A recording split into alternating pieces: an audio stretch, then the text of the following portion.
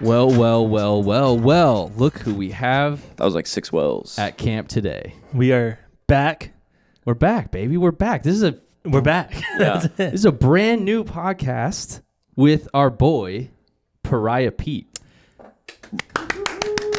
Why was I envisioning a round of applause with a cue? Yeah. There we go. Pariah Steve's Pete, got it. a.k.a. Pariah like Mariah with a P, is here in the building.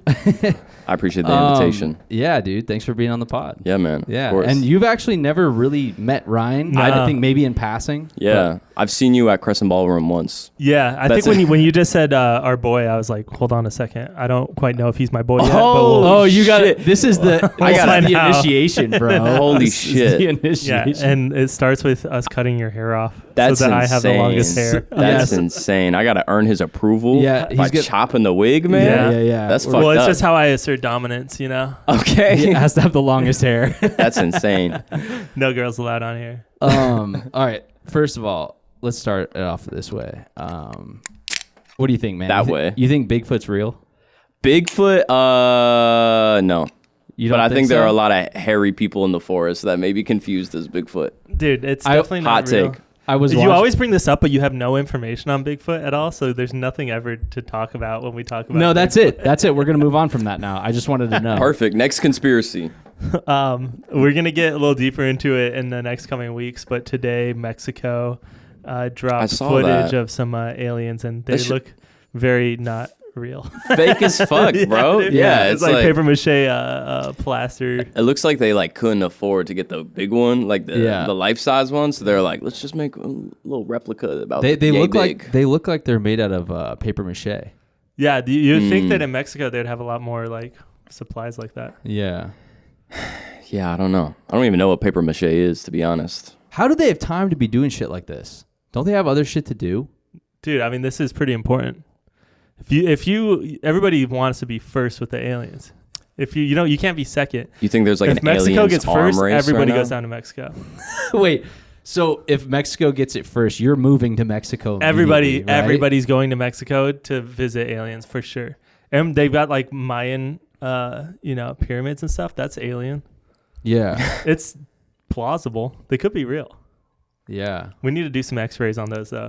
See if Yeah. there's just a bunch Have of you been to balloons the? in there. Have Maybe you ever more been than to, an X-ray, maybe like an ultrasound. You know. Yeah. I'm trying to get to But the core. I'm trying Yeah. to That jelly. paper mache. I'm trying to Yeah. put some jelly on that alien belly. You know? Oh wow. Yeah. It's like, oh yep, just a bunch of balloons and newspaper. That's like I thought. So what's going on, bro? What you been up to lately? Man, Tropicana just dropped. Yeah, Out now. so- Shout out so- to you producing it. Yeah. So for people that don't know, Yeah. Pariah Pete here, he Yeah. played Camp Fest. I did. So I've known you for the past couple years, and Yeah. I started producing songs for you and your band. And you had a new song drop when? August 25th? It's crazy. This Right? man knows my birthday. Yes, you got it. That was also your birthday. Yeah. Dropped your new single Tropicana, Yeah. which I produced. Yeah. And if you haven't listened to that, go listen to it. It's a great song. Absolutely. Maybe we can play it at the end of the podcast. That'd be great. Yeah, that'd be cool. Yeah. So what else you been up to, bro? Man, trying to finish up this EP right now, getting back into the swing of like doing shows and stuff. Like we took a very long hiatus intentionally at the start of this year after Camp Fest, actually, Marquee. That was February 3rd and 4th, right? The Yeah, pre-party was the 3rd. Yeah. So that was our last show. After that, we had a loose date set up for a headliner in May, and then we were maybe on another big show for like April. Both of those things fell through. We saw a huge opening in our schedule, which we like never have, because me and the band have always been like doing something at least every other month. Well, it's you also know? new for you to be working with a band, right? Yeah, to be writing the new material with the band and stuff. Yeah. So we decided, we're like, yo, we have like all these ideas, but we haven't had the time to like actually work on them yet. And so we decided to start saying no to shows, which was pretty uncomfortable at first because I've built up so much of my musical platform and success based off my live performances. Yeah, for sure. It's So an to- important part. Yeah, and to go against that was like so difficult at first. And then with that, I even took a little break from feeling the necessity to always be promoting myself on social media and stuff. And I really just went in like hermit mode, developed all these really good like holistic habits. I got like into a really good like breath work routine, and I started writing so many songs. And we made like 14 songs for this project that I think we're going to release in multiple different projects now. That's awesome, man. But yeah, so just trying to finalize that. And then got some cool shows coming up. October 5th, we're live at the Nile Underground with this really cool band called Belgium Tree. Dude, the Nile is like one of the few venues in Arizona that Katastro never played. Wow. It was closed down for most of our career. I mean, that place had been shut down for a really long time. Really? For what? Yeah, and then when they brought it back, it's just too small, I think. Like, because they had the thing. But way back in the day, I remember like when I was in like junior high and stuff, they had a ton of shows out there. And I'm almost positive that there were no shows there for the longest time, and then they like brought it back. But I could be wrong, but I've never even been there for like anything. I've never seen anyone there. One of my best friends from high school, his older brother saw Weezer there in front of 15 people. That's a weird vibe. Weezer at the Nile? Before they popped. Yeah. It was like right before their big album popped off, and he saw them play in front of 15 people. That's insane. Dude, I forgot the Nile's been around for a long time is what I'm saying. Yeah. It's a very like historic venue. That's sick. So you're playing there in October? Yeah, October 5th. And then we have a couple other maybes going on for October right now. Sick. And then, yeah, trying to get this EP out at like the start of the year, and then with that, a headlining show. Yeah. So. See, and before we actually knew each other, I saw you on Instagram or something. And you had a crush on me. I did. I had a crush. He DM'd me late night. What started my crush was so many younger artists now only care about putting songs out and Spotify and streams and how do I get on a playlist? Like they kind of have this like illusion that like getting on a playlist is going to solve all their problems and make them famous. Yeah. And then the whole other side of it, which Katastro, me and Ryan are so used to like doing the groundwork of like playing the shows repeatedly over and over, even if it sucks, even if you're playing in front of 15 people. Yeah. We did that for years and we ate shit and we did that grind, and that's how Katastro built our fan base. I'm not saying it's the only way to do it. Yeah. Obviously now with the internet, there's like different ways of doing it, but you stuck out to me because I specifically remember seeing a video of you selling, you were like filming yourself, your car was like all fucked up. Yeah. And you were selling tickets and your like car was like breaking down, but you were still selling tickets to fans, and like you were filming the whole thing, and I was like, dude, this kid's rad because he doesn't give a shit about trying to act like he's got it all figured out. He's just showing you literally what's happening. And you were like taking videos of you, like, you know, personally delivering tickets to fans. And like, I saw you were, you know, you've sold out Crescent a couple times on your own. And like, you actually have this like following that's kind of going on. And to me, that was exciting just because I saw an artist that was like taking the whole live thing seriously. And I think, I mean, correct me if I'm wrong, but I feel like a lot of younger kids don't think it's that important anymore. In my head, like it's, the social media stuff doesn't always relate to, or like doesn't always like correlate to like your crowd, you know? And so it's like you can have millions and millions of followers and then not be able to bring more than like 150 people to a room. And so it's like if you hammer these shows, like every time you go back, there's going to be more people. And you might have like little dips where it's like, oh, it's a bad day or whatever. Yeah. But like over time, that's how we built every one of our markets was just hammer it. You know, we'd have one good show in Denver and we're like, all right, we're going to come back in 3 months with like supporting somebody else. Or we just have to get back and we have to like hammer this crowd in so that they always, if they ever see our logo as like a headlining thing, they know who we are. Yeah. Or at least they've heard it or it's familiar. It's a scary world to be into when like you can have inflated numbers with like monthly listeners and like TikTok followers and shit, and having that not translate to the live performance, I feel like would be even more heart shattering and like crippling to your ego than if you were just like a regular dude with like regular numbers and you're like, all right, this is like my draw. I mean, the scary thing though is like labels are looking at those inflated fake numbers and then they're being like, okay, well, we can't work with you because you don't have these. And then somebody else paid, you know, $20 a month to TikTok to get an extra 15,000 likes on their thing. And then they're like, oh, this guy's got like really good activity, so we're going to go with him and give him the shot when they're not even like a real artist. They don't like, I mean, some of them have like good music still and they are real artists, but some of them are just like, they make a song and then they don't have like the drive to actually like go do shows and do, like, to me, playing the shows and stuff is like one of the most rewarding parts of being an artist. It's fun. That's like what music is for, is to like, and it's do like, it's the realest part of the entire thing. It's the realest part of the whole thing. I mean, the studio too. I think live and the studio are my two favorite parts. But like, there's nothing like getting in front of people and just literally showing them and being right in front of them on like what you're about. And I think that's the best way to leave an impression on people. Absolutely. So I'm so excited for this next show too, because I got to the point with my performance style that I was like so confident in my stage presence, my crowd engagement, my vocal delivery, like everything. And I'm approaching this next show so differently, and I've been comparing it to like this metaphor that like it feels like I maxed out my levels on Call of Duty, and it's just like time to prestige, because I'm approaching this next show like so differently, you know, like I feel like I've, you know, done so many shows first with the DJ, now with the band, and I've grown so much in the time period that like I found myself with my last show kind of like going in my bag of tricks of like, oh, like, you know, like how's this side feeling? Like I kind of want to like step outside of that and try to be like as present as possible, and like instead of running the script of the performance. And I think I did that with my last show only because it was my first show in 6 months, and like I was so stressed about organizing the show that I couldn't even like think about my performance until then. But yeah, I feel really good about going into this next one, because I agree. I think like the live performance is the most real and reaffirming and moment to like really connect with your audience. So you being you mentioned like briefly that you're new to working with like a band and having a live band.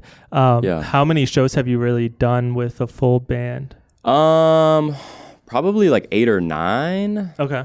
Maybe a little bit more. We're not like super new. So our first show ever together was at the Lunchbox. Y'all ever been to the Lunchbox? Is that like one of those art spots in Phoenix? Nah, so it was a music venue. I did a beat set there once with Books. Love that. You know Books? Yeah. Yeah, I did a beat set there with him and like a tree talking. Nice. Those scene. homies. Yeah, that's fire. It's just like a local music venue that closed down due to COVID. Well, I think it transitioned into like a print shop now. Is it the place that's really tiny and had the bar in the middle? Yeah. So we did our first show over there. My guitarist approached me in 2019. He was like, yo, we should do one show. The whole plan was to do like a house show to celebrate my recent album, Mercury, hence why my band is now called The Mercuries, you know? Okay. And right after that, we got the opportunity to open up for Doja Cat. So it was like, which is a crazy jump. This was like 3 years ago, right? Yeah, this was early 2020. Okay. So this was February 15th was the headliner, and then March 8th was Doja.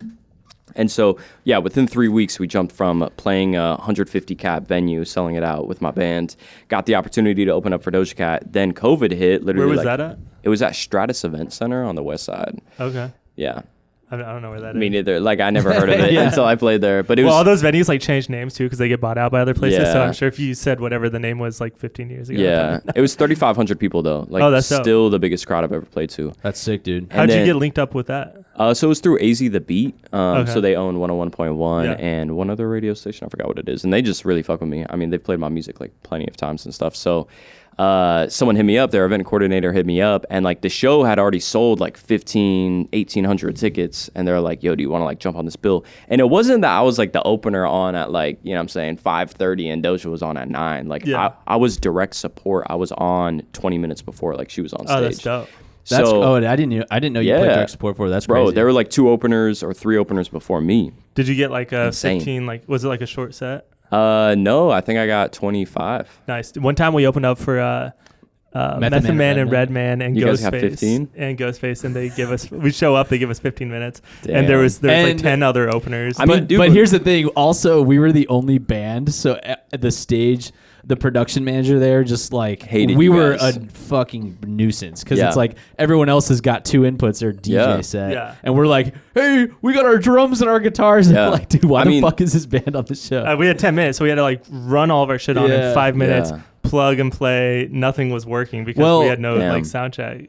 Yeah, that was the same shit. Same situation. Yeah, so Earth Pete, Gang. Yeah, you called me. When was that show? That was May 4th of last year at the Van Buren. Opened up for Earth Gang. Got hand selected by Pigeons and Planes. Super dope opportunity. And we love Earth Gang. We're like big Earth Gang fans. Earth Gang's so fire. Yeah. And what's crazy about that show is that I bought tickets to go see them at that same venue 2 years prior to like me opening up for them. So same situation happened. I had like a 15-minute set. I was supposed to do the band. The production manager let me know like the day before. They're like, hey, you actually like can't do the band. We want you to do a DJ set. So I called Stravs, or I think I just texted you about it because I was in like utter shambles. Bro, I cried about it. For real, dude. I was like in distress. I was like, bro, what the fuck? Like, this is my first time like performing at my dream venue. I want to do it the right way, like with my band. My band was so excited. Like, it was going to be such a cool opportunity. And then, I think I texted you about it, and you're like, bro, just come over, bring your tracks, I'll DJ for you. I think because you offered it, I just knew you were probably tripping, so and I just happened to not have a session that night or that day, and so I was like, dude, come to the studio, and you came over, we rehearsed, I got you to calm down, we got it figured out, and then we went and did it, and dude, that's still one of my best performances ever, bro. We did 5 songs, no band, and I fucking killed it, dude. I crushed. And the big thing I took away when I saw, but I think, to be honest with you, that was maybe the first time I saw you perform. Probably. It was. Yeah. And I was DJing for you. It's kind of funny. But I remember you getting the crowd into it. Because I'm not even going to lie, at the beginning of the show, sometimes hip hop crowds can be tough to win to win over. Especially for an opener. The hardest fucking crowds in general. But there was a part of me that was truthfully like a little concerned and worried for you, just because I didn't know like how's this crowd going to react to him. And the moment we get up there, you got them into it and got their hands up. And I was like, oh, he knows how to work the crowd. This little fucker right here. Look at him go. Dude, we did sound check after doors. Like, people were like, dude. That's my nightmare, dude. We played Remac Arena in La Jolla with opening up for Dirty Heads. And it was like, this fat fucking San Diego? like basketball arena. And we're in there. And we're like getting ready, and he's like, all right, you guys got to sound check now. And we're like, bro, like people are here. All these people start walking in, and it's like embarrassing. It's weird. It's like you don't have pants on. You're it's just like everyone's walking up there taking a shit. Yeah, exactly. You're like, okay, hey, hold up. There and you're like, dude, this isn't. Talking about taking a shit, bro. I was taking a pre-pod poop, and these motherfuckers, as we do, bro. These motherfuckers have the Art of War right next to the toilet. Have you noticed that? Yeah. I was like, is that yours, Stevie? I was like, no. You got to get in the game plan here, dude. Just doing some fucking light reading, Sun Tzu, prior to coming to camp. Nah, but I've done sound check before in front of a crowd a couple times, and every single time I like have to make some sort of joke. I'm like, this is not the real show, but it's always just awkward. Yeah, it's like somebody like walked into like the bathroom while you're in there, and they're like, oh, I'm sorry, and you're like, no, I'm sorry. You don't know why we're both sorry. Yeah, but it's so fucking uncomfortable. Yeah, because they're not supposed to see that, because you're just sitting there going, boom, boom, boom, and they're like, cool, and then. Yeah, 4 people going like this. Yeah, not to segue too hard, but I actually walked in on someone pooping the other day. Oh wow! And I thought to myself after it happened, I was like, "Who feels worse, them or me?" Because like I feel worse for him. Well, see, the thing is, just being around you so much, you do that all the time because he doesn't like knock or anything. He just full forces into any door, and you just go grab for the door and just walk in. So you don't like. Aren't you supposed to lock the door if you're pooping? Yeah, but you give it a little knock if it's shut and it doesn't seem like you kind of give a little knock and see like if someone's in there. That's a normal thing. You barge in and you're like, why do I always walk into people shitting all the time? Is this a theme in your life, this happened so many times. No. This was in a public. Why are you attracting this energy? I'm not, dude. He's being dramatic. Okay. Dude, one time on tour, we were at a gas station bathroom, and this guy was like our tour manager was in the bathroom. Mm-hmm. I thought just having a horrible time. Like it sounded awful in there, and I started knocking on the door. I'm like, "Are you okay in there, buddy?" And it was a random. I was like, "Does your tummy hurt? Does it hurt? Are you gonna be okay? Is it all the candy you ate?" And I walk out and I see our tour manager right there. I'm like, "Bro, no!" There's like we gotta get out of here. Yeah, there's like an old guy in there. I'm just knocking. I'm like, "Does your tummy hurt?" Bro, that's how you get fucking killed, bro. He didn't say a word. Dude. He was probably fucking terrified. Yeah, that's horrible. Oh my god, that's funny. But is that Tim? Tim? I think it was Colby. Oh, okay. Yeah, if there's candy involved in this story, it was definitely Colby. Yeah. How come every tour manager likes to eat a ton of candy? I don't know. Is that a TM thing? We had a tour manager once that the entire tour only ate those white powdered donuts and cigarettes. That's frightening. Dude, it was wild. He like preferred to sleep on the floor. Whoa. You probably know. How's this man doing? You know Yellow Box? No. Corey, Sunboner? No. Just plug his business name and take his business down. He's the best. I love him. He's hilarious. But he's actually really good at Rubik's Cubes. His Rubik's Cube has like 2 options on it. It's like it's not real. Huh. Just like the aliens. So yeah. But yeah. So when we did Earth Gang, that was the DJ set. But yeah, total we've done, just to bring it all back, we've done like 8 or 9 shows, I think, together as a band. So we're not really like new to it, but we are new to like writing the material together. So it used to be that I would come in with like a beat, produced by whomever, mostly like my homie Skates and and then my band would recreate it. And naturally with that, I fell in love with the live music so much more. Like it was getting to the point where I was like, damn, I like this version more than the one that's on Spotify right now. Yeah. So my guitarist just started making little demos. Sunkissed, you know, that we released last year was like the first song we really wrote together. And it's just so much more of a collaborative process. And like for sure. Sorry, I didn't mean to cut you off. No, it's good. just like there's so many different elements of the band, and then also going after like beats and stuff. And I feel like both of them can kind of have their limits. So I was just like wondering how it's like, where do you feel with comfort? Like you really prefer having the live band? Yeah, absolutely. Or do you think there's like a time and place or? I mean, I could see myself potentially in the future wanting to do like some sort of like beat EP or like, you know, like a beat set sometimes where it just makes more sense. Like for instance, right now, if I were to travel, which I have like a maybe on a New York show right now. I can't bring my fucking band to New York for like one show. Expensive. Yeah, exactly. So yeah, I don't really see any sort of like limitations in terms of the live instrumentation, more so probably with the beat production. But I really just think it like matters on the song, you know? Like there are some songs, for instance, all the stuff that we're doing with Stravs is like pretty much the perfect melding of live instrumentation with hip hop production, right? Which like why like when I first started working with Stravs, I was like, this motherfucker's like the missing ingredient. You know what I'm saying? The sixth element. You feel me?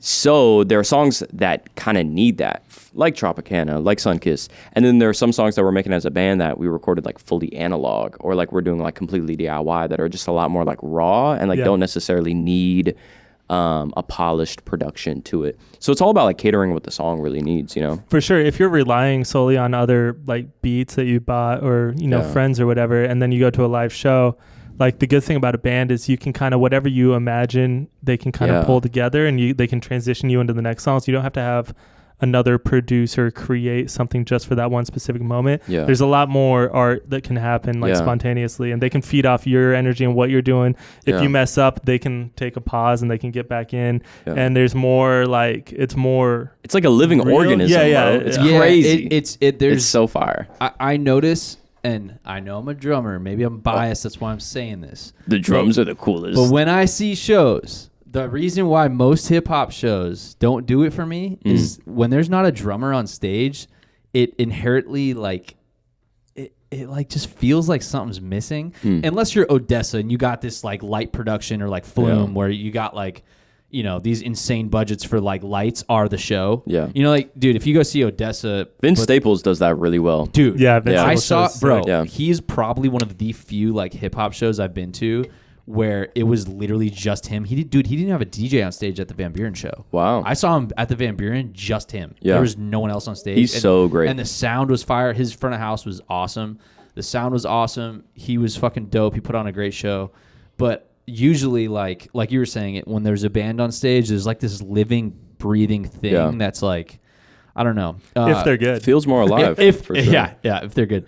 I noticed, going back to what we were saying about just the, you know, grabbing like what you're used to, just taking a beat, bringing it to the studio, tracking on it, versus like really sculpting out actual songs of the band where you're working on songwriting and you're developing bridges and like, you know, hooks and all this stuff. I remember when we put out an album in 2018 called Washed. It's the one with the Jaguar on it. And that was like the first time we did like a heavy like beat production album, because I had just started learning how to like program drums. So we were fusing that in with just like, you know, I had my station set up, Ryan had all his shit set up, and we were developing songs that way. So it's a whole new era for us as a band. The headlining album release show of that that tour, at the beginning of the tour, was at the Van Buren. So far. And 2 songs into the show, my fucking laptop crashes. Oh, wow. So, you know, we had prepared with all the tracks, the beats that I had programmed were going to be, you know, I would be playing over them. Yeah. And 2 songs in, and, you know, Andy turns around. He's like, "What's going on?" I'm like, "Dude," I look over, my computer's on the ground, like in a pile of like alcohol, like it fell off the stage. Damn. People were like trying to come fix it. We ended up knocking the computer back for the whole show, so we had to rock the entire show straight rock band, no tracks. Love that. Just straight Chili Pepper style, like bassist, guitarist, vocalist, drummer. Yeah, and being able to be like adaptable and malleable is the aspect that you were talking about with a live band. That's like possible, Yeah, but the band has to be able to do that. Because what I was saying, so what I wanted to say though about that is that the powerful thing I took away from that experience is that it did not even affect our show. Like the whole crowd was going ham the whole time. It's still one of my favorite shows we ever played, and it showed me that, oh, damn, we actually have written some good songs because they're not here for the production. They're here for the songs. Yeah. So, like, they're here for how the song's making them feel, and we're still doing it justice. So it was kind of this moment of, like, we're a good band. Like, it made me feel like we weren't crutching off of anything. And even though we are fans of, like, the modern, like, pop production style stuff, we love that kind of stuff, and we think it enhances the studio versions of the songs.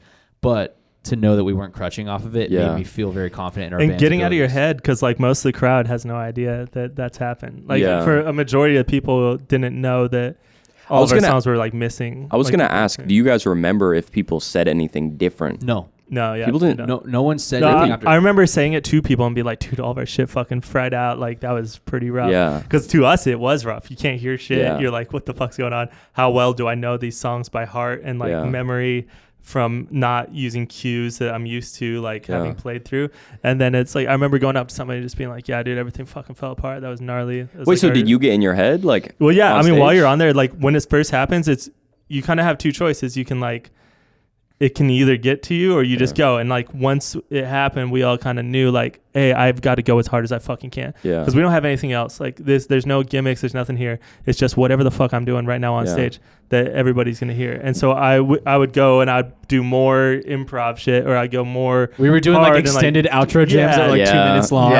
We were just like, bro, that's crazy. Bro, me and the band would do that shit when we first started like developing our set. We used to like just have the default outro was just like a jam outro for like a minute or two. Dude. And when you have great musicians, like you could do it, but it was definitely a backbone. We've always took pride on like connecting songs in the set, and like before we go out on a tour, we'll like figure out connecting intro and outro jams and like really try to make it feel like this breathing thing that like you experience from the beginning to the end. What's like the goofiest slip up that y'all had that was like a fuck up on stage, but it wasn't like bad, it wasn't like stressful, but it was just like what just happened? Andy once called out the wrong city when we were in Texas. Love that. And the whole crowd started booing. No. And we were like, what the fuck happened? Was it like a harsh boo, or was it just like, oh, boo? Like, we love you though. At first it was kind of harsh. It was a decent boo, but then we won him back throughout the show. He like apologized, and then the next night we played in another city in Texas, and he fucking called them the wrong name again, and he also tripped over my drums and fell down on stage. Nice. Dude, yeah, he had these like boots on,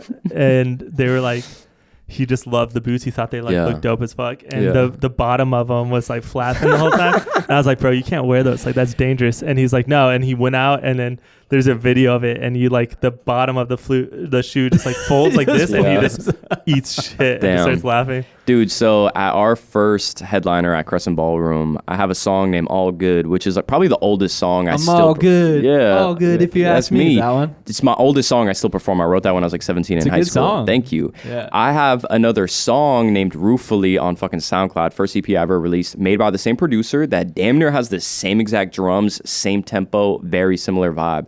I was so wasted at our first Crescent show that when I went to go perform All Good, I like did the Ruefully lyrics on accident to the point where like my DJ, like, well, because all 20 Pounds was on stage with me, they had to stop me. They're like, dude, you're doing the wrong song. That's so And I was just like, damn, this is fucking bad. But you got to play it off super well. I was like, oh, everyone hold up an L in the crowd for me. Yeah. Let me take this L, There was another time when we did Tempe Marketplace, which is an interesting vibe to perform at. Yeah, we've done it. Dude, did you guys have a good time? We threw a good show there. Yeah. We like did it like we did it as it was our own festival. So we like brought in like a full lighting system and like that show was it was like your it was, like, show. Booked out and like there was crowd control and security and bathrooms and shit set up for people. For me, it was an awkward vibe just hearing my acoustics reverberate off the walls of an H&M and a Dave & Buster's. Yeah. It doesn't like. Did you get any free Dave & Buster tickets, bro? No, dude. Some tokens. Our green room was in Dave & Buster's. Really? Yeah, and they I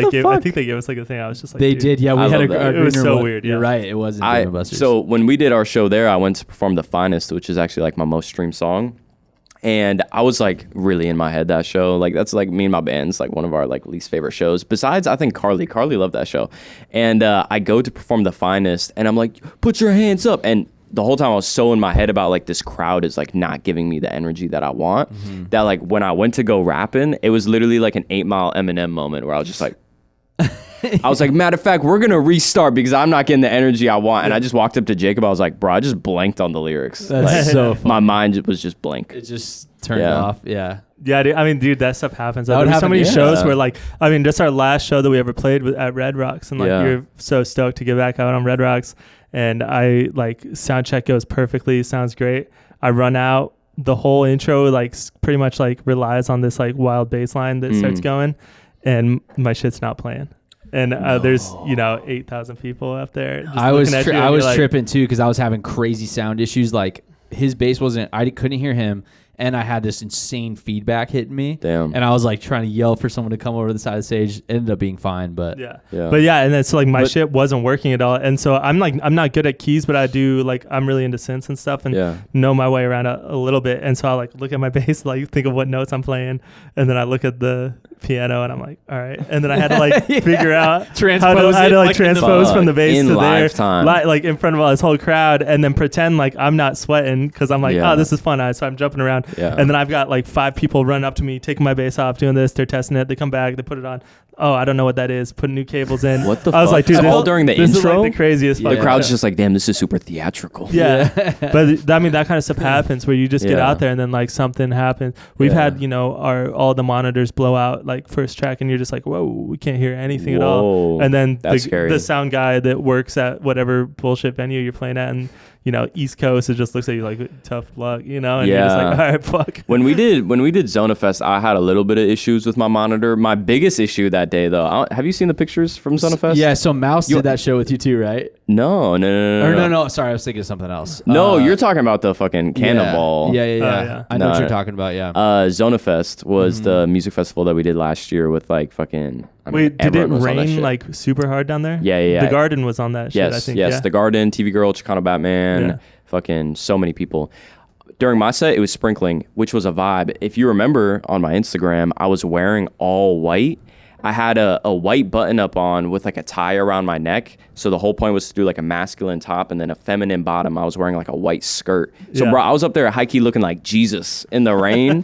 And I could not hear myself very well. But the biggest issue was that I did not practice performing in a skirt at all. And so bro, I'm like stepping on the skirt. Like it's like coming like down a little bit. Like I'm like my movement. You got the skirt sag? Bro, yeah. It was hitting him with the skirt sag? Yeah. It was It was rough. And I'm up there in all white, and it's fucking raining. It was pouring at Red Rocks the first time we played at Red Rocks. Really? But it was so enjoyable because like it didn't start actually raining hard until like our last song, and so we were all just smiling and happy. Bro, that was the same show with Zona Fest. And then the moment we get done, the Expendables had to go on after us. They had to clear out the fucking venue. They got fucked. Like a bunch of their stuff got ruined, and that happens a lot. I'm trying to think. Okay, back to the question you asked though. You asked what's like the goofiest thing you've done on stage. Me personally, I fell off the stage at Marquee Theater. Oh damn! We had bought.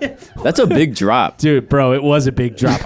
Dude, it's a tall stage. Like, bro, I hurt myself. I didn't get as hurt as I probably could have. I could have seriously gotten hurt, bro. Yeah. But we bought these fucking confetti blasters because we're like, it'd be sick to use these during our encore. Well, everybody walks out and like pops them off on the ground. This was probably like 8 years ago, dude. Yeah. And it was like one of our headlining shows for like an album release or something. So I run at like Andy walks back up, he grabs the mic, like is the encore, we're all coming back on stage, and I'm running to the front of the stage to shoot this confetti popper, and I slip and fall into the gutter between the crowd and the stage, and right when I hit the ground, the confetti popper goes off, and you just see like it's like me falling like a cartoon, like I fall, and then you see the yeah, what's the one with the coyote and the Roadrunner? It was like that kind of shit where it's just like he just drops out of nowhere. There's like a plume and then it just goes.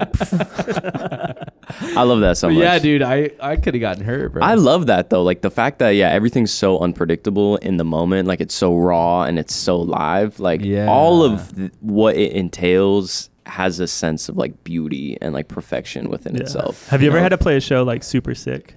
Yeah. It's Only fucking awful. yeah. Only one time, and I remember this is a part when I was a part of 20 Pounds. It was a rap group that I was a part of in like 2017, 2018, 2019.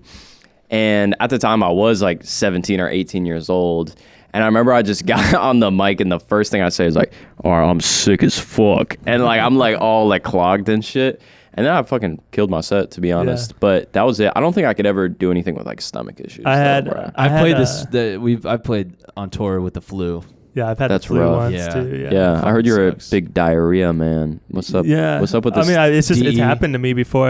I've got this like reputation of the diarrhea guy, but I don't really diarrhea like ever. Well, everybody thinks of me. Well, you did it on how a plane, How often are you like going out in like Whole Foods, Sprouts, and someone's like, "I know you, man. You're the diarrhea guy, dude." Exactly. All right, so I did a video. Wait, no, you think they're gonna say Ryan from Katastro, and they're like, "Oh no, you're the diarrhea guy, right?" So I posted a video the other day on the Kamp Instagram, and I was like, I was the guy that had diarrhea on the plane in Barcelona, and then so many people thought I was serious, and they're like, "Oh my god, I can't believe that's you. I hope you feel better." Blah blah blah. That's so embarrassing. That's a funny story. And though. like everywhere, actual empathy started coming in. Seriously, and then you don't deserve empathy. I went to see Barefoot did like one of the matinee shows, my friend's band, and they played like at like 3 p.m. or something at Crescent Ballroom in Phoenix. And I went there, and every single person walked out to me, and they're like, "Oh, it's the diarrhea guy." Really? I was like, "Fuck yeah!" That's funny as fuck. That's awesome. That's hilarious. You didn't tell me that. That's so good. Yeah, it's really funny. That's awesome. I do have a thing though, not before the show, almost after every single show I'll get sick though. Okay, before every show? Wait, after every show you get sick? Almost every show. Almost every show I either get sick or I get depressed. We get depression. Dude, it's the slump. Post show, post tour depression is a very real thing. Because you got to think about it. The high is so Dude, high, it's so high. And the dopamine is crazy. And you buzz for the next few days. Exactly. And then when you crash, it's like, oh, fuck, real life sucks. Well, also that like 3 weeks into tour depression hits pretty hard when you're like, fuck, I still got another 3 weeks. And you're like, I'm tired. Then you get home, and then you're like, oh, I'm so happy to be home for like one day. And after that, you're depressed. And then you're like, I need to get on tour again. Yeah, but for me, like, since I'm usually like doing the fucking hustle, I still do the physical ticket grind for most shows. And so that's like 3 weeks of every single day I'm out there for. There have been days I've done like 16 hours, 12 hours. You were mentioning earlier in this pod, bro, once upon a time I was driving around with my fucking gas tank leaking, which I never realized how fucking genuinely dangerous. I was out here actually like... Genuinely dangerous, that bro, is. like actually risking my life. For these tickets. Dude, yeah. You're a promoter's dream, bro. Yeah, dude. The promoters love me. Yeah. But yeah, so when I'm hustling like that, burnout is inevitable, you know, because I'm already like abandoning my well-being for the sake of the sellout of the show, and then you do the show, and then the high, and then you're like watching all the clips and everything, and then a week later you're like, well, especially if you're out in the crowd like touching people, meeting fans and stuff, and like drinking and shit. Oh, I've gotten sick from some close talkers. For sure.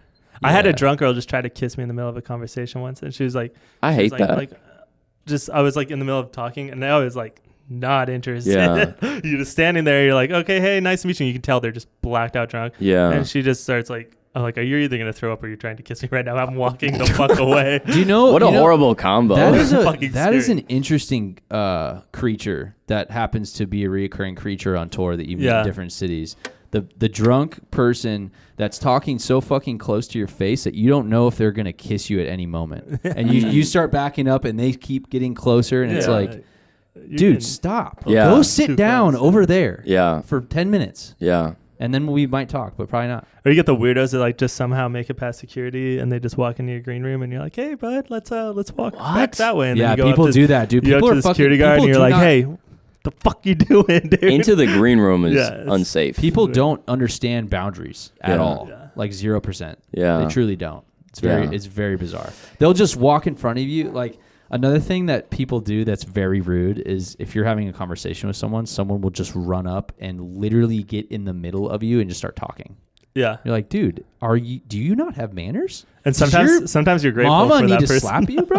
What? Sometimes you're grateful for that person. Oh, Like, dude. Sometimes they can we save like you. look at each other and we see, and like sometimes we wouldn't even stop it. Like if Andy was getting like totally punished by somebody and they're just nonstop We would talking, enjoy it. and he would look at us like come over here, Yeah. and we're just like, nah, dude. How do you help? Yeah. And we're just like, no, laughing. Just let him deal with it. asking two gentlemen right now, how do you guys handle a situation where someone like really knows you and they're like, oh dude, like do you remember like that one time, and like you do not remember this person at all? Oh, you just vague. You go vague, baby. I'm so good at it. You Here's just the thing, you're bro. like, yeah, man, bro. Like, where was that at again? And then they tell you, like, oh, yeah. Was that this time? You give like enough like vague details so they think that you know what they're talking about, but Like, you have no yeah, idea. And then you're that like, one time in Arizona. See, you're talking to two different people here. He remembers stuff. I don't. Yeah. We'll actually have a situation Thoughtful where we conversation. like go out on someone's boat in Florida for a whole 8 hours. And then the next year we come back to Florida and we're talking to that person at the venue. They all know who he is. And I'm just like, hey, yeah, how you doing? And I do the thing where I just pretend I know who they are. we did a trip to Mexico once where we drove in the van with them to Mexico, played shows for like 3 days, and then And then came a few weeks back later, I didn't know a week one of the later. guys. Stravs, Really? Stravs like, who is that guy? Fuck. And I'm like, dude, you literally sat next to him for like 4 days. See, I'm really good with faces. I'm bad with names though. Yeah, but dude, yesterday I felt like a fucking celebrity. I got recognized like 12 times yesterday. Like eight times at work of just like some random people. Some people I like went to high school with. They're all out for like this show. And then when I went to this bar to like drop off merch, as soon as I walk in, dude, it was like everywhere I was going, I was just like attracting attention. Because you had your merch with you. Yeah, you know what I'm saying? Yeah, the new tees. Yeah, man, the new tees. Oh, speaking of which, You got... you brought me a tee. you want to pull that out on Hell, cam? yeah, let's do it. Anyway, I walk into the bar and this guy's like, he's like, dude, dude, He ran out, dude. dude. You know what's crazy? This is awkward. You know what's crazy is fucking kidding me, I have gone through your Instagram. I looked at the type of shirts that you wear. Yeah.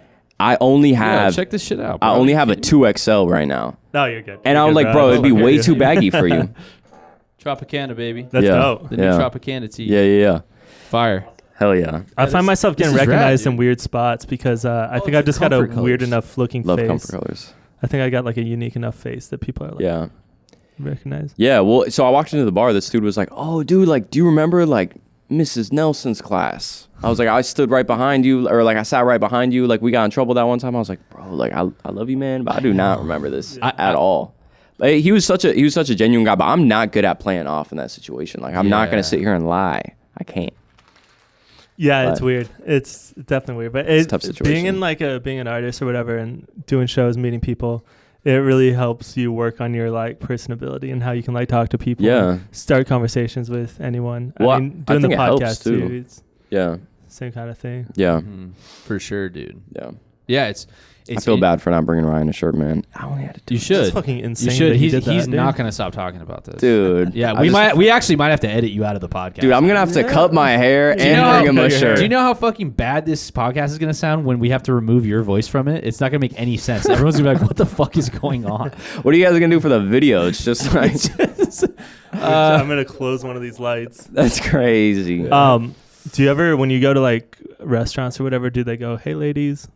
Yeah, dude. that's happened. All the time. So all the time. No, wait, hold on. You guys are really becoming friends now. Yeah. I love this. Yeah, This is yeah. great. Dude, it's the worst when I was like dating because I'm married now. But You're married? yeah. Oh, shout But out when to I was that. Congrats. when I was dating, it was fucking awful because I'd go on a first date and Yeah. I'd be like, "This girl's like out of my league," and I sit down, and the first thing that happens is the waitress comes up. She's like, "Hi, ladies," and I'm like, "Fuck."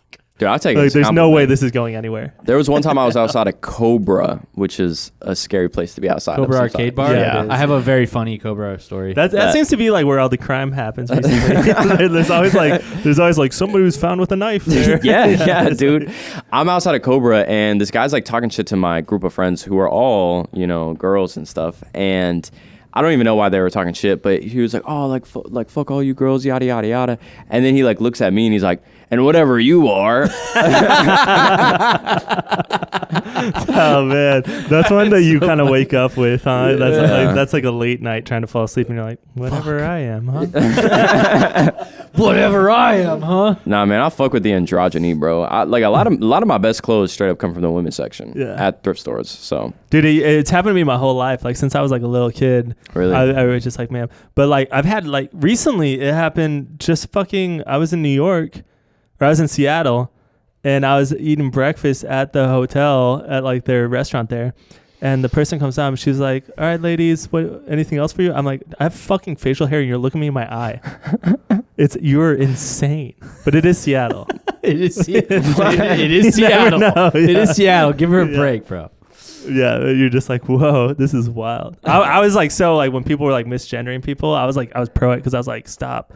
Stop using gendered words. I was like, no ony ever gonna call me lady again. It's not safe. It's not safe. Yeah. So I like this cat mug. What, you got any shows coming up? Yeah. So the October 5th one. Yeah, October 5th. Nile Underground. And then I'm a maybe for a couple other things, and then nothing actually on the books, but there's a lot of like big maybes right now, which is exciting. I like navigating that world of, because I'm like such a firm believer of like the whole whatever's meant to be will be type situation. And there have been so many shows that I was like upset that we didn't get accepted on, or that we didn't get put on, or whatever. And then opened up a door to something else. Yeah, exactly. Yeah. Or I went to the show and I was like, this was like not the best vibe anyway, or like I'm happy it didn't really work out. So yeah.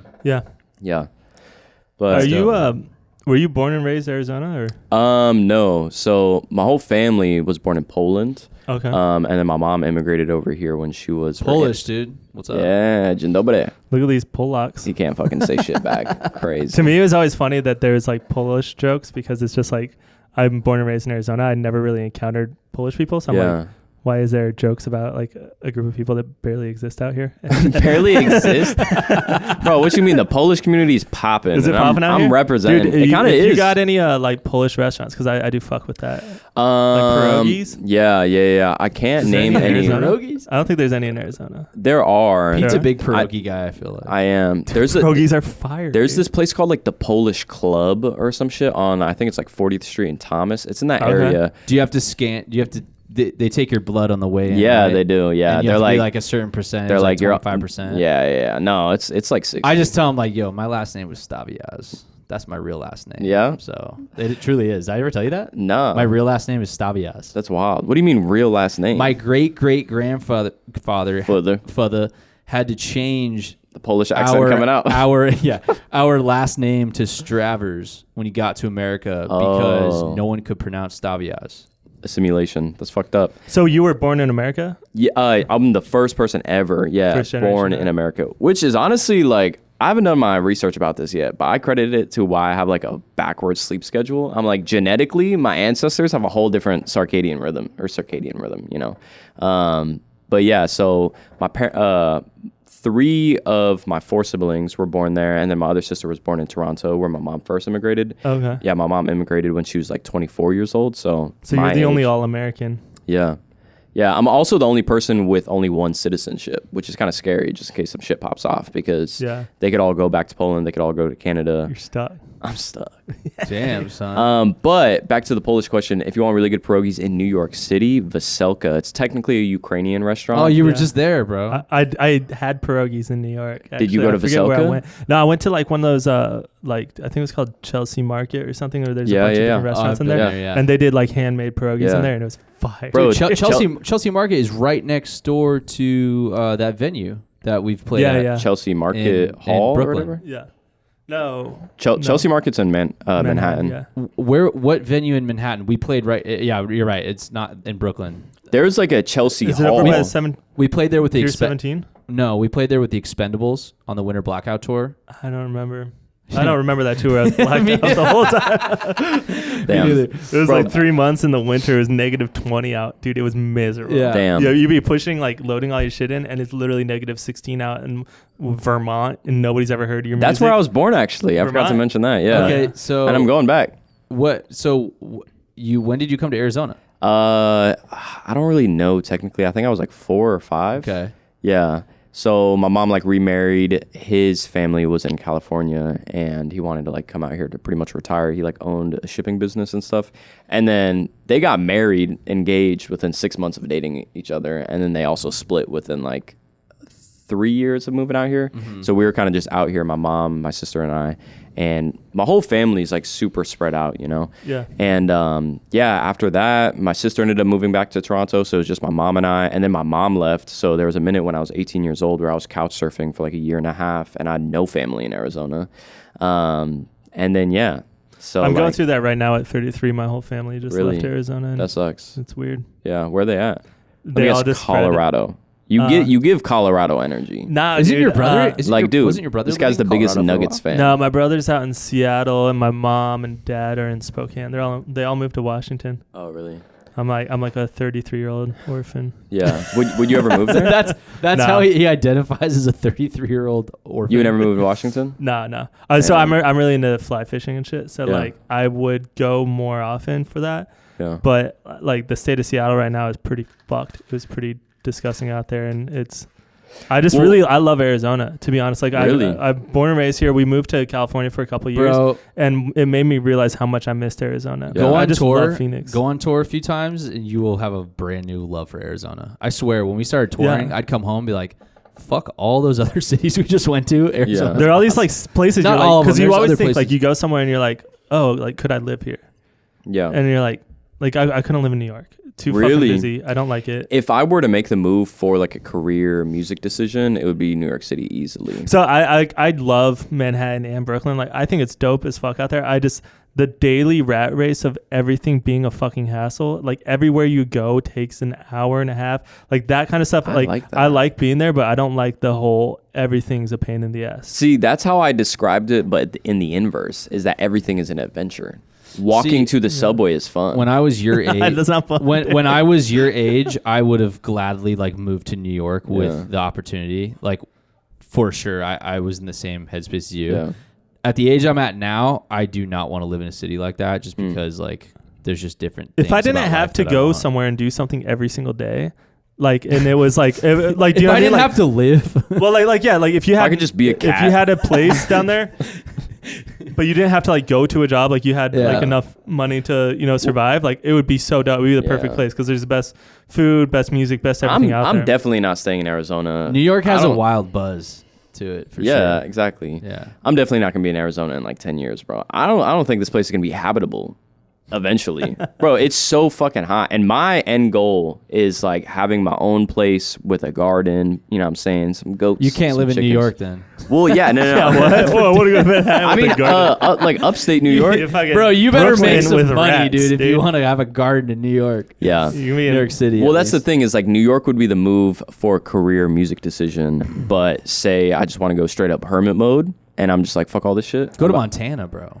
You know, I might Colorado. I would do Montana or Maine. Bro, Montana is so cool. So I was born in Vermont, and I'm going back. Vermont's sick. Yeah, Vermont is super sick, but I already looked up like a bunch of pros and cons. Vermont has like a crazy living cost, but it's like one of the most safest and greenest places. They have farmers markets like fucking everywhere, which is like what I'm all about right now and shit. And you know what I'm saying? They got Bernie Sanders. You feel me? Bernie Sanders, Ben & Jerry's, Pariah Pete. Boom. They got Best some things out of Vermont. Hey, fishing out there. what got you? You said what? What? Oh, that Vermont's got like that fly fishing going crazy out there. I want to go. Yeah. What got you into music? Like when you're, dude, it's like my earliest. Let's take it back. Let's take it back to young little Pariah Pete. To the womb. Little young Pariah Pete. Eating pierogies. When was the moment where you're like, when you think about, you know, just your career with music and stuff, what was the beginning of that? Like what was really, how did it start? One of my first memories ever is like being in the backseat of my sister's car and hearing my first song I ever heard that I remember is In the Club by 50 Cent. Dude, that's such an epic first song. Right? And so... That sounds so good. So I want everyone to visit this. Young Pariah Pete just sitting bottles full of bub. Dude, just rocking your head to so, that shit. Dude, I mean, I was raised by, I'm the youngest of 5. All my siblings are way older than me. They're like 16, 17 years old playing early 2000s hip hop, R&B, and pop music. So it's like I'm consuming all that at such an early age. I'm then sharing an iPod, sharing a playlist. Dude, shout to iPods. I miss iPods. Yeah, you can have everything. Yeah. Yeah, and so like I was always just on the same playlist. So I mean, she was listening to like 50, fucking Ludacris, Eminem. There'd be like Alicia Keys, literally all the early 2000s, like even Avril Lavigne, or you know what I'm saying? I think that's Avril. Dude, that like all that type of shit. But I would love if we can edit into this podcast. There is a video of me when I'm like probably 2 years old at a keyboard, and I press the drum loop, and I like look up to my mom, and I'm all excited, then I go to turn it up, and it like goes into a rocking beat, and I'm just like, whoa, this is crazy. And it's genuinely, if I ever have a documentary, it would have to be the intro of my documentary. That's so sick. It's such a fire video. That's cool. You have that. But yeah, and then even like my grandparents, like most of my family was like in the church and stuff, and the big cornerstone of church is like the music, you know what I'm saying? Like so many great musicians come out of being church players, genuinely. And so like my grandparents played music. I think my mom played a little bit, and then my mom was super into like jazz and neo soul and playing like Nora Jones in the house and stuff. And like every single time we were in the car, she was just playing, I think it was like 95.5 or some shit. Yeah, my mom was on that. Yeah. The late night Nora Jones, all that jazz. Stuff. So yeah, man, I just like fell in love with music so quickly. And like, I think I was able to relate to some of the stories being told in hip hop. And I love rap so much because of how autobiographical it is. Like being a rapper is telling your story. And I love that so much because at an early age, I already felt kind of isolated in the sense that like I never knew my dad, so that was like a big thing that like I was able to like. Yeah. Do you think that was a big outlet for you to like experience or like kind of like work through that? I guess. Yeah. You know? So I mean, like my dad left, and he was not a good person at all, and very abusive and stuff. And he left when I was like probably like, I don't know, less than a year old. And so yeah, when I was growing up, I was like looking up to these people, you know, like as the male role model, you know. And then I was raised by a single mom and then mostly sisters, so I definitely like sought out that energy. And the storytelling aspect of it. And then I had like I didn't move a whole ton, but like I did go to like 4 different middle schools, so like just like listening to music kind of like just helped cope with that. And like I mean, from an early ass age, I was already on the bus, just like 2 headphones on, zoning out. And I just became a student of the game. And you know, I grew up in the era that like at an early age I was able to go on YouTube. And like I mean, like a bit, something that introduced me to a lot of hip hop too was like Grand Theft Auto San Andreas, and like, dude, I remember finding a bunch of music off that too when I was younger. Yeah, and being like, what is this? It's so cool because now that I think about it, like while talking about it, so much of what I listen to, I think the reason why I still listen to like older music, or why people say I have like that 90s, early 2000s like hip hop flair, is because so much of my shit was like hand-me-down stuff. So it was like my brother's PS2, he gave me the Grand Theft Auto San Andreas. I was playing that in the 3rd grade. You feel me? My sister's iPod that she was no longer using, but it's the same playlist, she gave it to me. So I was really just listening to, you know, what other teenagers in the early 2000s were listening to. Yeah. But when I was a fucking infant. That's crazy. But yeah, man, I fell in love with hip hop, and I still like I love rap so much because it's so expansive. There's so many different facets, and I feel like just kind of recently, like I fully recognized and appreciated what I do because I have such a specific style, and I could still exist in this beautiful world. You know what I'm saying? And so yeah, music was the community that I needed. Music was the kinship, the friendship. You know that's like how it was for us too. I think that's I think that truly is why Katastro stayed together for so long.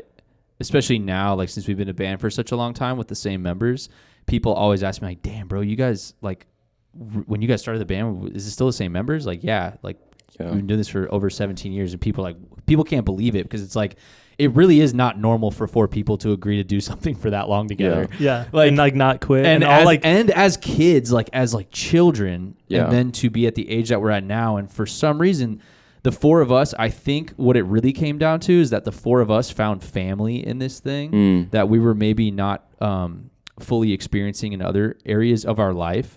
And it became this new family for us that we all decided to like continuously fight for. At least that's the way I view it. And that's like a really crazy concept if you think about it too, because it's like, you know, Andy's got this like this crazy energy of just wanting to like prove himself and wanting to like show people this shit that he's got inside of him. Yeah. And we're all rallying around that because we feel it too. And like, we just continuously didn't stop doing it. And it's like, it's interesting.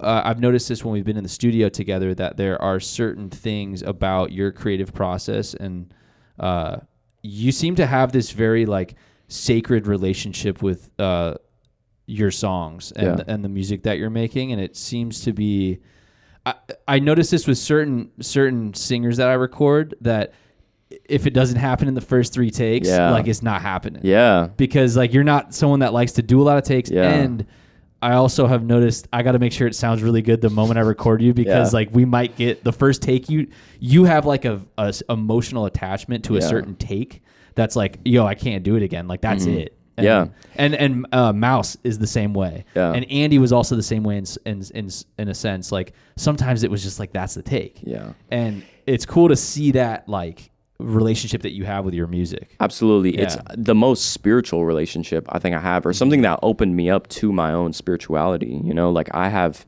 had the most transformative and healing, cathartic experiences from music and from falling in love. Like those 2 things shaped my entire existence so much. And like, yeah, like really like writing these songs, and maybe like I was going for a certain thing at first, and then when I listened back to it and I'm like, oh, this is like what it feels like my soul was trying to like tell myself, you know, like I always compare creativity and inspiration to, it's just like channeling, you know, like I know we're both big fans of Mr. Rick Rubin. Rick Rubin, yeah. That's what my girlfriend calls him. Rick Rubin. I was reading more of his book this morning. I'm rereading it again right now. I love that. Yeah, and he discusses that a lot in his book, about how we're all just like vessels. You know? What's interesting is, and I noticed this in some of Andy's lyrics, and if you go and read some of our songs, you can like see this happening and playing out throughout the songs, and similar to songs with you, but like you can see him internally having like conversations with the different aspects of himself, with his lower self and his higher self. And dude, that internal, like whatever's going on there, that like spiritual battle inside people when they're making music is a very interesting thing to me.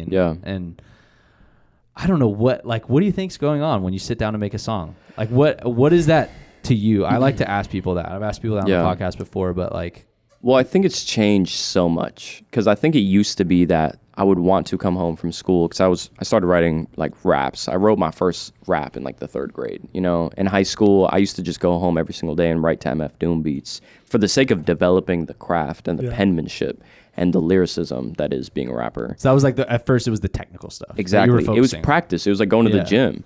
And then now it really is like, when I'm going to write a song, when I first started working with the band, I almost was kind of looking at it like, oh, how can I be like another instrument to this, you know? And like, that's why I'm always a music first guy. Like I come up with like lyric ideas and bar ideas a lot, but I never just sit there and write a song, because it's always the emotional intensity of what the music is giving me that makes me then feel that emotion and then express it. You know, it's really like the canvas.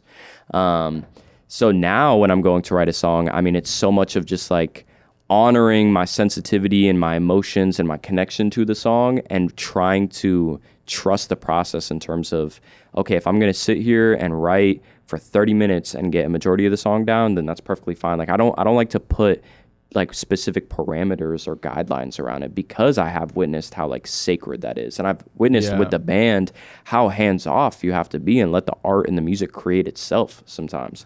There's like 2 songs on the upcoming EP that started as different songs, and we were all knowing that something like wasn't connecting. What's not like this song, it's like it's there, but it's like not fully there. I feel like the best songs Katastro ever made were so like we didn't try. Yeah. They're ones. Do you know what I mean? It was just like we were just doing what we do. We were just trying to like.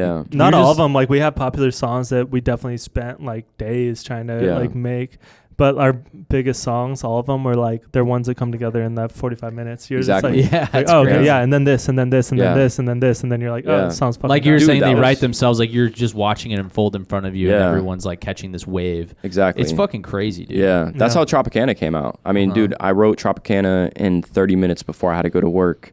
Sent it to Jacob. Jacob didn't respond for like 2 days. I'm like, damn, this song sucks. Lunchbox. And then 2 days later, I write the other verse while I was like running late to my girlfriend's birthday part. Like it was like her birthday, I think. Wrote it in another 30 minutes. And then that 2 days later, I show up to band practice, showed it to Jacob. Jacob's like, bro, the song's fucking amazing. We should try to record it tonight. And I'm like, what do you mean? Like the band hasn't even heard it? Like usually with Stravs, we got to book out like 2-3 weeks in advance, whatever it is.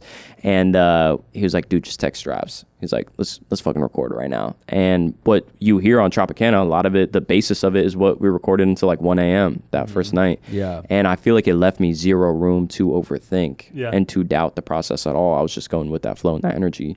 And yeah, so much of my songwriting now is like it's like a journal entry. It's like a conversation with myself, which has led me to so much healing, genuinely. That's awesome, man. The outro on this EP, like actually like I had damn near like a psychedelic ego dissolution from writing this song. Well, mostly from the whole song's like very story based and it's very like origin story, like autobiographical type vibe.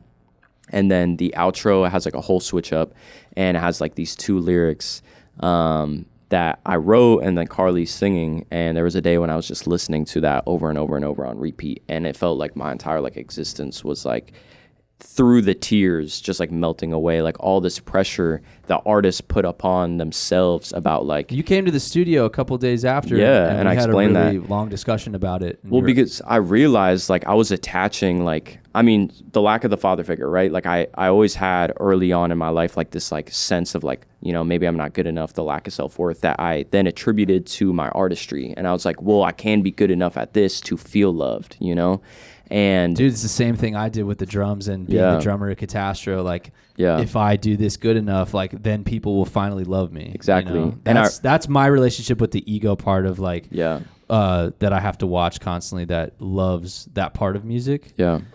Yeah. But yeah, so I was just listening to that song over and over and I was like, man, like I've put upon like so much pressure upon myself. Like I don't need to do this. Like, and you like let go of it. Yeah. You're like, oh damn. And then you feel like this weight comes off. Yeah. You're like, oh, I could just be whatever like I'm supposed to become. Yeah. Or be and then because become, it held me back from even appreciating where I'm at right now, which is like I've already done so much shit that people who like dream of this shit have never been able to do, you know what I'm saying? And I think it's really cool that you see that, man, because you know, it's so easy to look at all the fucking things that you want to still accomplish because there's always gonna be things, but I like wasn't, you know, because I don't have X amount of streams, followers, or like I haven't, you know, been this on like amount a real of tours, exactly. You know what I mean? Bro, that was like the big thing. I was like, damn, like maybe I'm not like good enough for this shit. It's hard to break into, and there's so many different like aspects to that world it's like it's really hard to.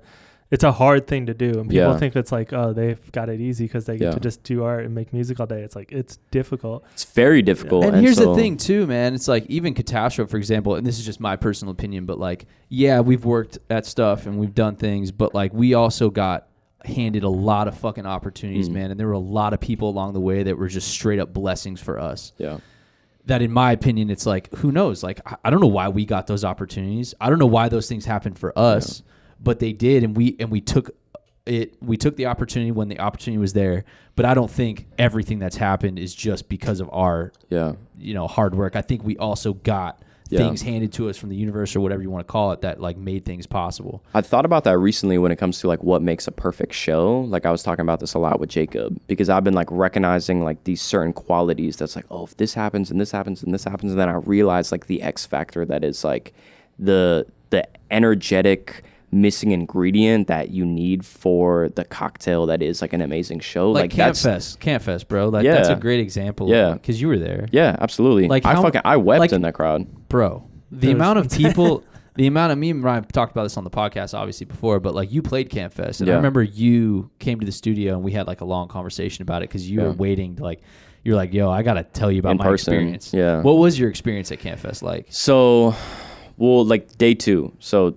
That day of Camp Fest, I felt such a welcoming embrace from like your guys' community. Like after performing at Marquee. That's so cool, man. Our fans are the shit, dude. Bro, I was walking around there like, Pariah Pete. It was just like, I feel good. You know what I'm saying? Yeah. You're at camp, bro. Yeah. It felt very like community based and familial and stuff. And what happened once like your guys' set started to go on, which right before your guys' set, I had a super deep conversation with what's his name? It's you said he's like the main singer's like uncle or some shit. He's one of Brian. Yeah. I had a super deep conversation that was very spiritually aligned with him prior to that. So I was already like in the mindset of like, shout out Brian, man. He's Brian. Probably gonna listen to this. Yeah, hell yeah. Maybe we'll see. And so when we went out there, I really like had the connection of I am unfamiliar with grief because I've never had anyone like really close to me pass away. And that's a slight insecurity of mine in terms of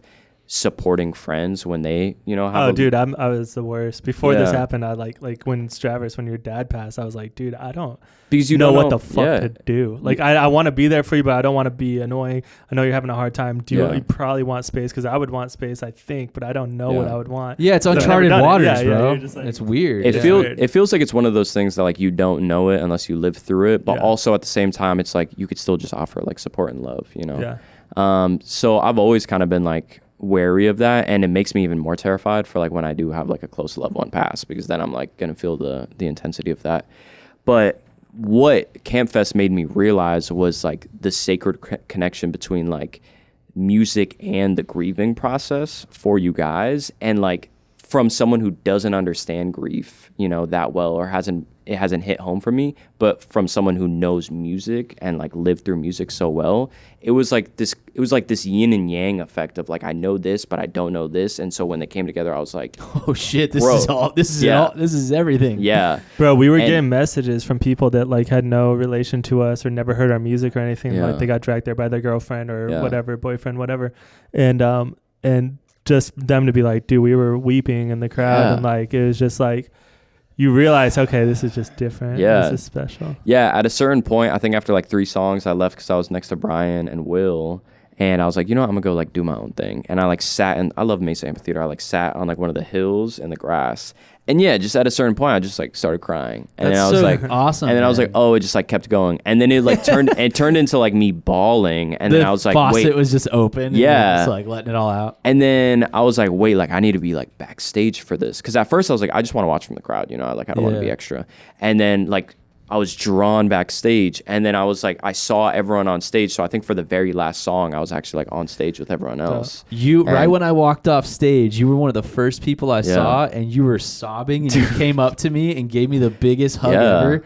And I felt like when I hugged my little brother, Dan. Yeah. It literally, I know this sounds weird, but like, I just felt like I was hugging my brother. Yeah. And like everyone back there that night had this like, it was almost like, for me, Kamp Fest was like everyone's like shield that they have in front of them to like protect themselves kind of just got shattered, and we were all just like, yo, we all love each other. Yeah. That's the point of all of this. Yeah. There's nothing else. Like, that's such the point. A sense of like, connection. We all love each other. We're connected. We're here together. That's the point. Yeah. And it was like, for me, that was such a like, man, like, why is it so hard for us to always get back to that point? Yeah. It's like, that's what it is. And it's like, so cool. Yeah. But I just remember thinking it was really cool when you told me the story of how like it affected you. Dude. And then, so sorry to interrupt. No, go ahead. Sorry. Even with that, I'm bawling. I'm backstage with you guys. Like, I think we all like took like a shot and stuff. And then like, I was like still sobbing with you and shit, gave you a hug. And then when my girlfriend picked me up, bro, I was still crying the whole ride to Crescent Ballroom from Mesa. And then I'm in the parking lot for like 5 minutes. I'm like, all right, I need to fucking stop crying so I can go inside. I forgot why I went inside. I don't even know. We were there for some shit. Jacob was there. And then I walk inside. Jacob, my best friend, my guitarist, one of the first people I see. Shout out Jacob. I love Jacob. Love Jacob. One of the first people I see, I just start sobbing again, and I give him a hug. Like it was such an important experience for me. That's so cool. Like it made me feel like I had like somewhat of an understanding, and like, I mean, obviously, like we've grown into like a beautiful friendship, and like working together has been like such a blessing and stuff. And like I was always kind of watching you guys online. I never had like the privilege of meeting Andy personally. Like this is the first time we've like actually met. And like I felt very honored to be a part of something that was so sacred and so special, and something that like is gonna last forever. Yeah. Dude. Yeah, man. We appreciate that. Like it really is a lot, because that was our entire goal. Just to like close out this episode. Do you have like more things to plug? You have the show. What else you got coming out? Yeah, so October 5th, live at the Nile Underground. Tickets are not on sale at this very moment, but I assume whenever this does come out, it's going to be out. We got merch, baby. Sold like 100 of these tees. Let's go, baby. Hit that air horn one more time. Yeah. Oh, let's go. We got the Tropicana tees, baby. This is the one color. We also have a full color. You feel me? PariahPete.com. The merch will be live there probably by the time this episode airs as well. For now, it's just been on like an Instagram DM basis, which is crazy. So if it's not live, just DM me, Pariah Pete, PariahXPete. Tropicana out now on Spotify. The EP is on the way. I'm super stoked. I feel like I have such a great discography of music underneath me, but I'm so much more excited that like I have 14 new songs on the way within the next year. Yo, hit him with the air horn one more time for that. No, that's exciting, man. That's so dope. So dope. It's gonna be so much fun. Like my girlfriend, we've been dating for like a year and a half, I think now. And she was like, I can't wait for people to hear these songs because it feels like you right now. And like I have grown and I've evolved and I've had so many different eras and chapters. Like when you first saw me online, I probably had like the spiky hair. Yeah. Well, I saw it, dude. Yeah. When I first saw you, I was like, this kid's got potential. I know he's like gonna be like really growing into something in the coming years. And I feel like right now I'm kind of at the point where like everything is like blending together, of like awesome, the music, the following, like the whatever like people want to call, like people keep telling me like, oh dude, like it feels like you really figured out like your brand and who you are. And I'm like, yeah, I mean like you're just trying to be yourself, right? I'm just my authentic self. That's the quickest way to do it. Exactly. So it feels like everything is there, and I'm so excited for people to hear the new music. And as my girlfriend said, it like fully represents who I am in the flesh today. Camp's got your back, dog. Yeah, man. Dog. Thank you so much. You're welcome at Camp. Thank you for coming to camp with us. Yeah, man. I appreciate you. We'll do it again someday. Yeah, for sure. Sure. But appreciate y'all dragging me out of bed. Peace out. Love you, Pete. Love you. Deuces, bro. Oh, cut his hair. Cut his hair. So tell me who love me. Those I never have to question. Like when I'm at the studio, they don't bug me in the session. Yeah. I'm just trying to be a vessel, writing every thought down to my bank account. And the interest compound, but ain't that much change. I'm still in my mama house, taking flights out to New York. Call you when I touch down. Got a girl and she love me.